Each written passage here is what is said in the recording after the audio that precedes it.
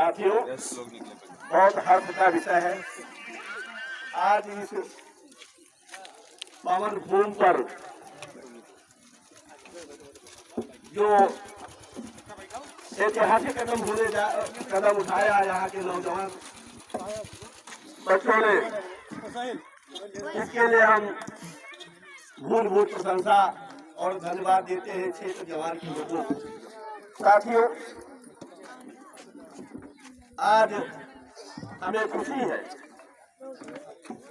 इस पावन भूमि में हमारे बीच में लेफ्टिनेंट सब सेना के कमांडर परम आदरणीय रमेश चंद्र यादव जी आज इस नवचेतना विद्यालय क्रिकेट क्लब का उद्घाटन करेंगे कुछ ही पलों में। जो क्षेत्र और जवार के लोगों द्वारा ये कार्यक्रम रखा गया, बहुत ही बढ़िया अच्छा कदम है। नवचेतना विद्यालय के प्रबंधक महोदय व नवचेतना विद्यालय टेनिस क्रिकेट प्रतियोगिता के आयोजक महोदय व सम्मानित लोक सेनानी हैरान सिंह यादव जी व मीडिया प्रभारी विक्रम सिंह यादव जी तथा यहाँ पर उपस्थित जनसमूह व नवयुवक, आपका हार्दिक स्वागत व अभिनंदन करता हूँ।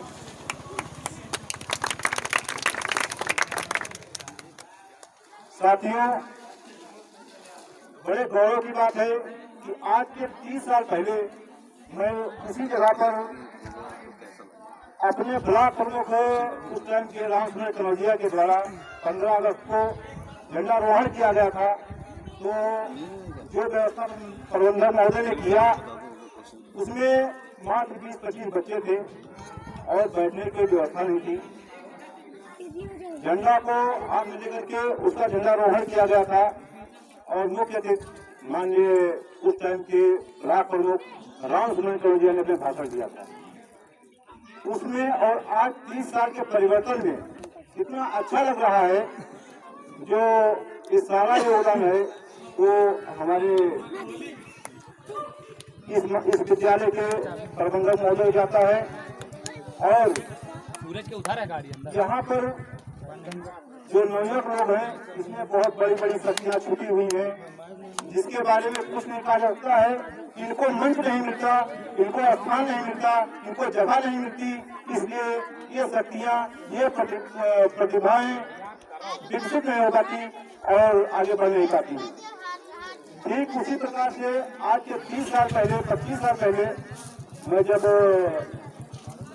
1989 में श्री बरखंडी विद्यापीठ इंटर कॉलेज में एडमिशन लिया तो मुझे महसूस हुआ कि पढ़ाई के साथ साथ खेल का होना बहुत ही निहायत जरूरी है।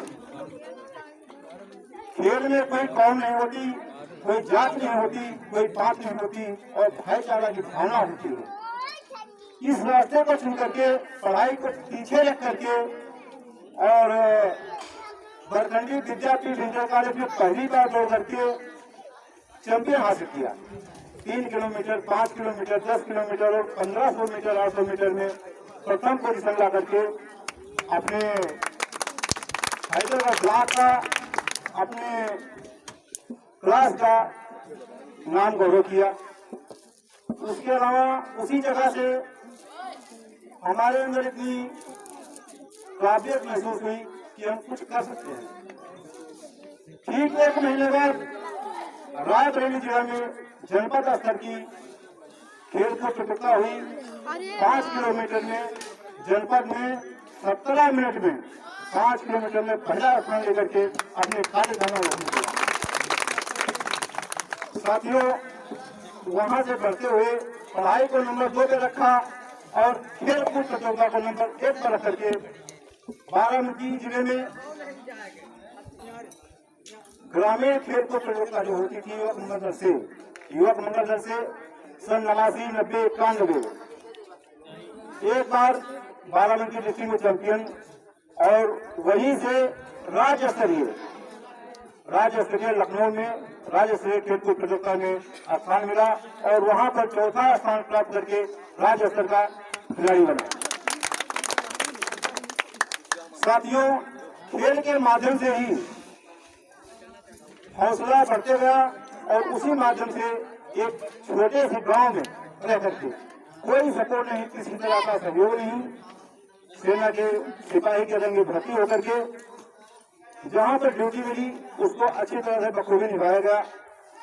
साथ ही आज 30 साल का पीरियड है, इस पीरियड में तकरीबन 1.5 साल एक कठोर ट्रेनिंग करने के बाद सोल्जर बनने के बाद हमारी ट्रेनिंग अहमदनगर महाराष्ट्र में हुई, जो 18 महीने की होती है।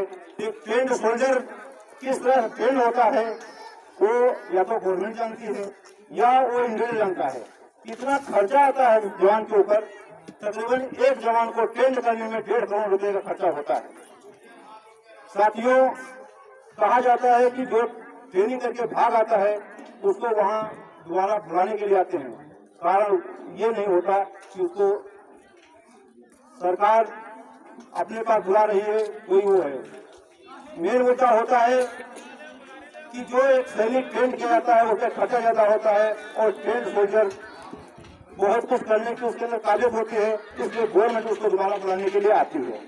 साथियों, वहां से तकरीबन 6 साल ग्वालियर, उसके बाद 6 साल हिसार और 6 साल अमृतसर, इसी के साथ तमिलनाडु और वर्तमान में सूरतगढ़ में ड्यूटी पर तैनात है। इसके अलावा इसी पीरियड में विदेश लेबनान जाने का मौका मिला। तो साथियों, इसी बीच में जो प्रतिभाएं छूटी हैं, आप लोग भी इसी तरह से खेल कूद के माध्यम से, पढ़ाई लिखाई के माध्यम से अपने को प्रोग्रेस कर सकते हो, अपने को आगे बढ़ा सकते हो और हर जगह अपनी पहचान बना सकते हो।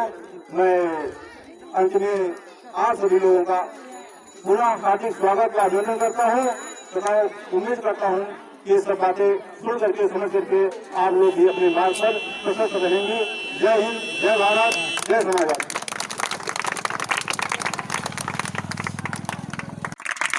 आमिर खान हमारे बीच में राज सजीवन राजपूत भाई हैं, हम चाहेंगे आप भी आगे।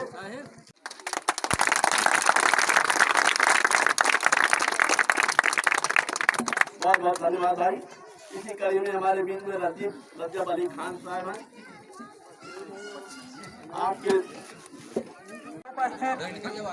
प्रथम मैच के main guest army lieutenant commander Shri Ramesh Chandra Yadav ji व हरिराम यादव जी मैच का उद्घाटन करने के लिए अपना कार्यक्रम आगे बढ़ाने जा रहे हैं और सभी से अनुरोध है कि रिबन कटने के साथ तालियां जरूर बजाएं।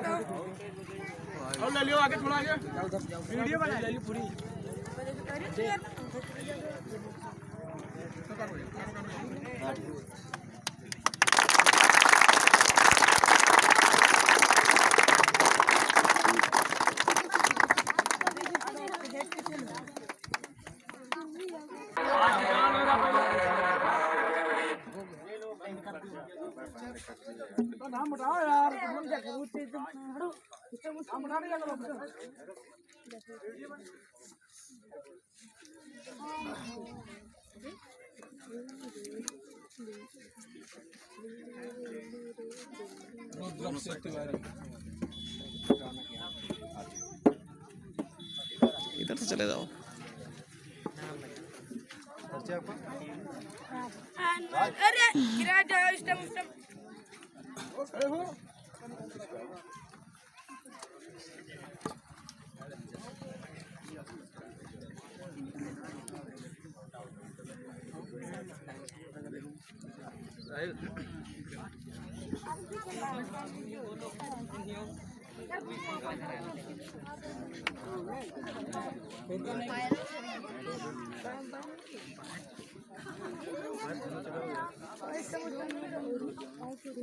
मैं प्रोग्रेसिव इंडिया से विक्रम सिंह।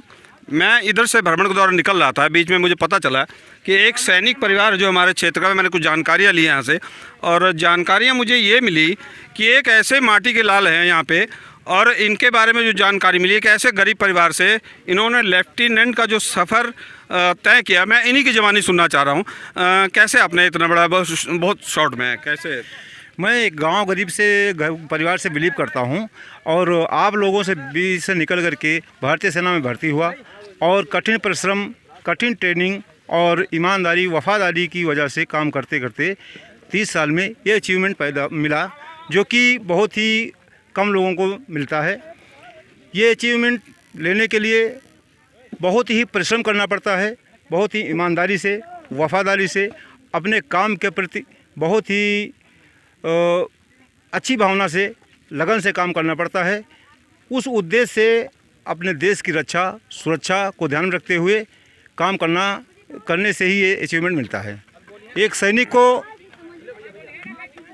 ज़्यादातर लोग हमारे यहाँ हवलदार से रिटायरमेंट हो जाते हैं, जो कि 15 साल 17 साल में आ जाते हैं, लेकिन 30 साल पूरा करना इतना आसान नहीं है।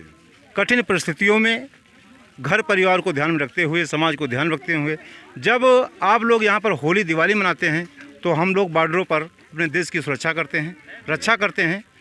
इस तरह से कठिन परिश्रम करके ही कोई अचीवमेंट मिलता है। अच्छा, आप यहाँ कहाँ आए थे? आप कैसे आपको बुलाया गया? यहाँ पर नवचेतना विद्यालय के प्रबंधक महोदय राम बहादुर रावत जी, इन्होंने खोज किया इस पीरियड में, क्योंकि चुनावी समर है, तो इनके अपने दिमाग की पैदाइश है कि हम स्पोर्टमैन के द्वारा ही या ऐसे शख्स के द्वारा इसका उद्घाटन करवाएं, ताकि यहाँ के लोगों के अंदर एक भावना जागृत हो, खेल की भावना पैदा हो, समाज को जोड़ने की भावना पैदा हो। जात पात की जो एक प्रतीक होता है कि इस खेल प्रतियोगिता में कोई जात नहीं, कोई पात नहीं, सब लोग अच्छा खेल। अच्छा, मेरा जो क्वेश्चन है, आप जिस क्षेत्र रहते हैं बहुत पिछड़ा क्षेत्र है, क्या आपके क्षेत्र में कोई दूसरे लेफ्टिनेंट हुए हैं आज तक? नहीं, हमारी नॉलेज में, हमारे क्षेत्र में तो कोई नहीं है, क्योंकि ज़्यादातर लोग बस नायक, हवलदार या नायब सूबेदार से रिटायरमेंट होते हैं।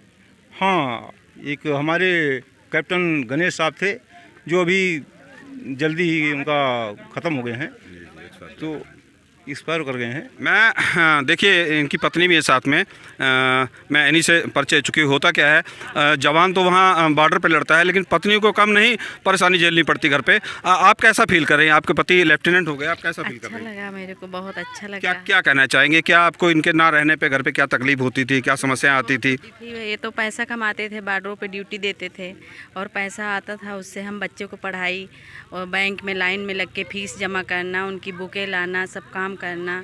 सुबह मैराथन होता था, उसके साथ जाती थी, साथ में। अच्छा, आपको डर नहीं लगता था? आपके पति बॉर्डर से, आप कैसा महसूस करती थी? क्योंकि और पत्नियों को मैंने सुना है बहुत लोग बीच में लड़ाई में शहीद हुए, आपको डर नहीं लगता था? जबकि ये अपने पिता के, जो मैंने सुना यहाँ पे अकेले पुत्र थे, आपको डर नहीं लगता था ऐसा कुछ? नहीं, वो तो एक दिन सबको जाना है। खुद बॉर्डर पे गए, वहाँ गए थे 22 RR, मतलब बॉर्डर है पाकिस्तान का। माजबुक जहाँ वो अफजल गुरु ने हमला बोला था, उनके घर के पास ड्यूटी लगी थी, वहाँ पे एकदम बॉर्डर। तो बोले कि हम रोना आए कि सब औरतें रोती, उनके हस्बैंड की ड्यूटी लगती तो मैं भी रोती थी। तो बोले कि चलो मैं जहाँ जाता हूँ, जहाँ वहाँ। अच्छा, आपको गर्व होता है कि मेरे पति लेफ्टिनेंट हो गए? ऐसे क्षेत्र से आपको गर्व होता है? तो मैं वहाँ बॉर्डर तक गई, अच्छा लगा वहाँ जाके। तो इनके अफसर ने बोला कि रिस्क है बहुत, मत ले जाओ बच्चों को। तो ये पूछे हमको, तो सबके पेपर बने, साइन हुआ, साइन कर दिया कि मौत जहाँ आएगी। ये तो ड्यूटी कर रहे हैं, हम तो घूमने देखने जा रहे हैं वहाँ। हाँ। बहुत बड़ी बात है। देखिए, इतना अपने आप को सहज रखना बहुत बड़ी बात है। देखिए, इनकी बिटिया भी है, मैं इनकी बिटिया से बात करता हूँ। बेटा, ये बताइए, आपके पापा लेफ्टिनेंट हो गए हैं, आपको कैसा महसूस हो रहा है? बहुत प्राउड फील होता है, और मैं चाहती हूँ मतलब कि जैसे पापा ने इतने परिश्रम और इतनी मेहनत के बाद जो अचीव किया है आज, वो बहुत ही काबिल तारीफ़ है। तो मैं भी वैसा ही कुछ करूँ, और जो इनके फुटस्टेप्स हैं उन्हें फॉलो करूँ। अच्छा, इस क्षेत्र की बेटियों के लिए, इस क्षेत्र की बेटी के लिए कुछ टिप्स देना चाहेंगे आप? जैसे कि आज तो जो टूर्नामेंट है ये क्रिकेट का है, लड़कों का है, ऐसे ही कुछ लड़कियों का भी होना चाहिए। यहाँ पे स्कूल है तो लड़कियों के लिए भी उनके स्पोर्ट्स ऑर्गेनाइज कराने चाहिए, कराएंगे इन फ्यूचर। अच्छा है, तो पढ़ाई के साथ साथ खेल दोनों के लिए बहुत ज़रूरी है। अच्छा, अपने जो और आपके लड़कियां हैं, होता है मैं जो देख रहा हूं कि बहुत कम लड़कियां निकलती हैं। लड़कियों के बारे में जो इस क्षेत्र में, चूँकि यहाँ जहाँ रह रही हैं आप, उस क्षेत्र की लड़कियों के बारे में क्या कहना चाहेंगी? उनको मतलब अवेयरनेस कम है, और अभी जैसे कि लॉकडाउन की वजह से भी लोग बाहर कम ही निकल रहे हैं। लोग अपनी सेफ्टी और अपनी सिक्योरिटी ज़्यादा देख रहे हैं, तो जैसे उनको बाहर निकाला जाएगा, जैसे उनको चीज़ें प्रोवाइड कराई जाएंगी, तो वो भी खुल के बाहर आएंगी। जैसे पहले लड़कियां कम पढ़ती थी, लेकिन उनको जैसे ही पढ़ाई के लिए प्रोत्साहन मिला, उसके बाद वो पढ़ने के लिए भी आने लगी। तो इसी तरह से खेल में भी वो आएंगी अगर उनको उस प्रकार की चीज़ें मिलेंगी तो। अच्छा, मैंने सुना आपके बाबा दादा यानी दादा लोकतंत्र सेनानी थे, उनके बारे में क्या जो है आपके मन में है? वो लोग इनके बारे में तो मैं क्या ही बोलूँ, मैं कुछ भी बोलूँगी बहुत कम होगा, क्योंकि जो भी इन्होंने किया है अभी तक वो बहुत ही बड़ा है काम, और शायद मैं अपनी पूरी लाइफ भी करूँगी तो वो बहुत कम होगा। देखिए, लेफ्टिनेंट रमेश चंद यादव जी के पिताजी भी मेरे साथ जुड़े हैं, हरिराम सिंह यादव जी, जो एक लोकतंत्र सेनानी और बहुत बड़े समाज सेवी हैं क्षेत्र के, जो मुझे जानकारी मिली। अपने बेटे के बारे में कुछ कहना चाहेंगे? क्या भाई प्रमोशन बेटे हैं आपके, बेटे सेना में थे, तो आपको कैसा फूल करा? क्या कहना चाहेंगे आप अपने बेटे के बारे में? देखिए, पिता होने के नाते पुत्र के मैंने किसी भी प्रकार के प्रमोशन या आगे बढ़ोतरी के लिए हर बाप प्रसन्न होगा, और ख़ास तौर से सेना में होने के नाते, एक सैनिक परिवार होने के नाते वो प्रसन्नता कुछ और ज़्यादा होती है। क्योंकि मैंने भी सैनिक तो नहीं लेकिन सेनानी रहा हूँ, और सेनानी होने के नाते मुझे ये बहुत कम लोगों को सौभाग्य मिलेगा कि पिता सेनानी हो और बेटा सैनिक हो। बहुत कम लोगों को ये गौरव मिलेगा। मुझे ये गौरव मिला कि मैं सेनानी हूँ और मेरा लड़का सैनिक है। अच्छा, मेरा आखिरी क्वेश्चन एक है, आपका अकेला बेटा था, आपको कभी भय, डर और या कोई दिमाग में फीलिंग कि क्या हो जाएगा, अकेला बेटा है, ऐसा कुछ कभी फील किए हैं? या फिर नहीं, ऐसा इसलिए नहीं फील किया कि ये एक ऐसा देशभक्ति का सर्विस होती है, नौकरी होती है, और उसमें कुछ भी किसी भी हो सकता है। ये सोच करके भर्ती में ही जाया जाता है, यह मान करके, तो सर कोई सवाल नहीं पैदा होता। बहुत बहुत धन्यवाद। हमारे साथ देखिए यहाँ जो प्रबंधन कमेटी के अध्यक्ष हैं, जिन्होंने इस संयोजन किया इसका, मेरे साथ राम बहादुर जी हैं। राम बहादुर जी, आपने इन्हीं को क्यों चुना? आप लेफ्टिनेंट रमेश चंद जी को ही चुना? और भी तो बहुत आपके यहाँ इलेक्शन चल रहा है, बहुत से नेता होंगे, उनको क्यों नहीं चुना आपने, इन्हीं को क्यों चुना? पहले तो आपको आभार व्यक्त करते हैं कि जो ऐसा शब्द हमसे पूछे हैं। हम नई सोच, नई जोश के साथ जो है पूरा समाज आगे बढ़ रहा है, तो उसी हिसाब से आपको हमने चुना। बहुत बहुत धन्यवाद।